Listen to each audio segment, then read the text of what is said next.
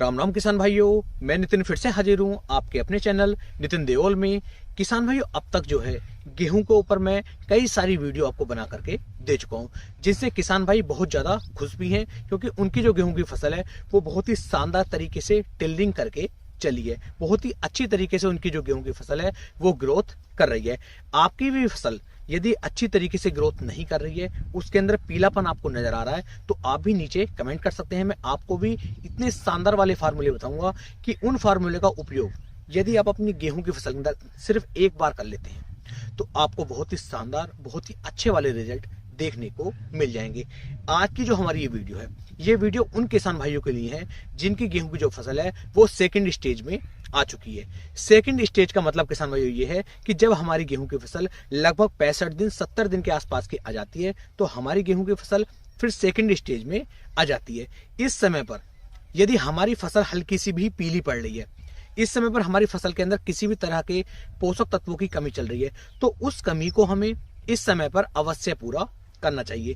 क्योंकि यदि हम इस समय पर इसे पूरा नहीं करेंगे तो किसान भाई, जब हमारी गेहूं की फसल के अंदर बालियां बननी शुरू होंगी, दाने का भराव शुरू होगा, उस समय पर हमें काफी ज्यादा नुकसान देखने को मिल सकता है। वैसे नॉर्मली यदि मैं बात करूं, जब हमारी गेहूं की फसल 65 दिन 70 दिन के आसपास की होकर चलती है तो लगभग सभी किसान भाइयों की गेहूं अच्छी तरीके से हरी भरी होकर के चलती है, अच्छी तरीके से वो ग्रोथ करती रहती है, उसके अंदर किसी भी तरह की कोई कमी देखने को नहीं मिलती है। लेकिन फिर भी आपको बहुत ही बारीकी के साथ, बहुत ही अच्छी तरीके से ध्यान रखना है कि हमारी गेहूं की फसल के अंदर किसी भी तरह की कोई भी कमी नहीं होनी चाहिए। क्योंकि यदि आपकी एक छोटी सी भूल और एक छोटी सी भूल के कारण आप काफी ज्यादा नुकसान अपनी गेहूं की फसल के अंदर कर सकते हैं। गेहूं की फसल लगभग हमारी किसान भाइयों 140 दिन तक की हमारी फसल होती है। कुछ फसल हमारी 120 दिन के अंदर तैयार हो जाती हैं, कुछ 130 दिन में, कुछ 140 दिन में। तो लगभग आप ऐसा मान लीजिए कि 140 दिन की ये हमारी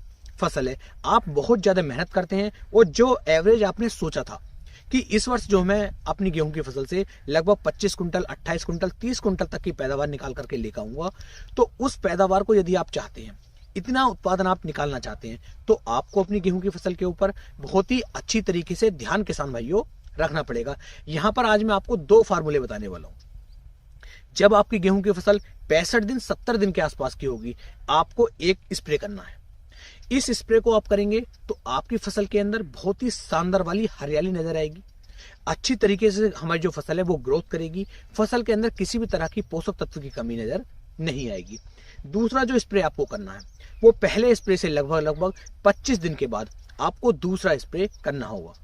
इन दोनों स्प्रे को यदि किसान भाइयों आप कर लेते हैं तो बालियां बहुत ही शानदार तरीके से निकल करके आएंगी, ग्रोथ बहुत ही शानदार तरीके से आपकी फसल के अंदर होगी।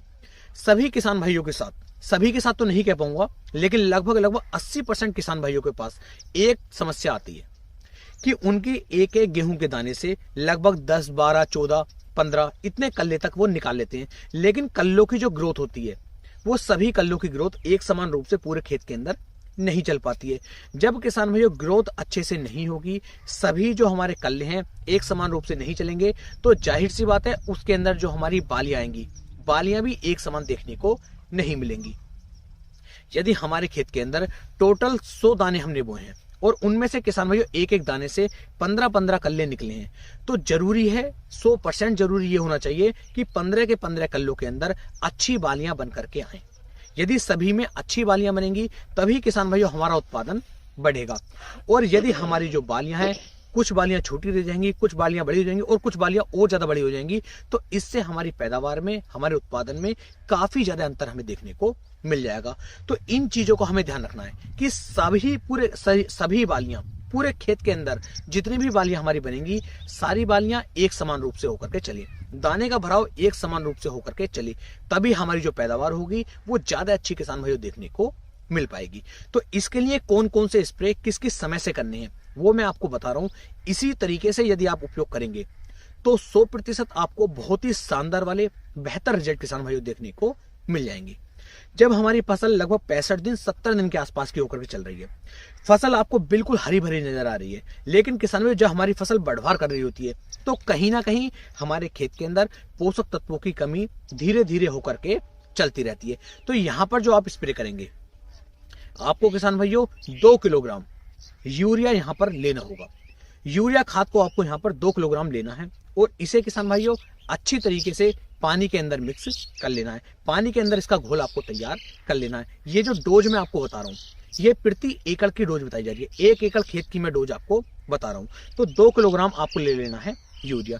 यूरिया को आप अच्छी तरीके से घोल लीजिए और घोलने के बाद इसी के अंदर किसान भाइयों आपको जो है जो हमारी जिंक सल्फेट होती है, जिंक सल्फेट यहाँ पर आपको लेनी है किसान भाइयों 33% वाली, 21% वाली भी नहीं लेनी है और 12% वाली चिलेटेड भी नहीं लेनी है। आपको जिंक सल्फेट लेनी है किसान भाइयों 33% वाली। और 33% वाली जिंक सल्फेट की जो मात्रा आप यहाँ पर लेंगे वो लेंगे किसान भाइयों 250 ग्राम प्रति एकड़ के हिसाब से। 250 ग्राम से ज्यादा मात्रा ना लें। कुछ किसान भाई सोचते हैं कि आधा किलो 1 किलो, नहीं, बिल्कुल आपको 250 ग्राम की मात्रा जिंक सल्फेट 33% की लेनी है और इसे भी पानी के अंदर अच्छी तरीके से मिक्स करके जो हमारा यूरिया वाला घोल है और जो हमारा जिंक सल्फेट वाला घोल है इन दोनों को आपको आपस में एक साथ मिक्स कर लेना है। और मिक्स करने के बाद इसका स्प्रे अपनी गेहूं की फसल पर अच्छी तरीके से कर देना है। लेकिन ध्यान रखें खेत के अंदर नमी होनी अनिवार्य है।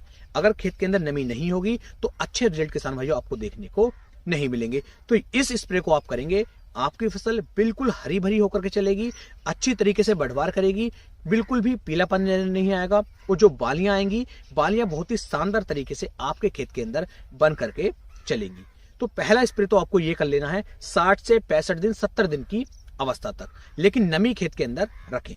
जो हमें दूसरा स्प्रे करना है जब हमारी गेहूं की फसल गबोट अवस्था में आती है। गबोट अवस्था का मतलब है किसान भाइयों जब हमारी फसल के अंदर लगभग बालियां बनने वाली होती हैं। तो बालियां बनने से 4 से 5 दिन पहले जो गबोट अवस्था आती है उस समय पर किसान भाइयों आपको जो है अपनी गेहूं की फसल के अंदर एक स्प्रे और करना है।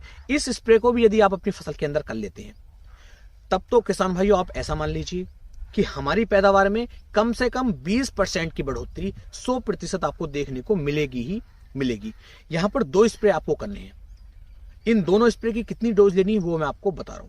पहला जो स्प्रे आपको करना है वो करना है एनपीके 05234 का। एनपीके 05234 के अंदर आपको 52% फास्फोरस और 34% पोटास की मात्रा देखने को मिल जाती है।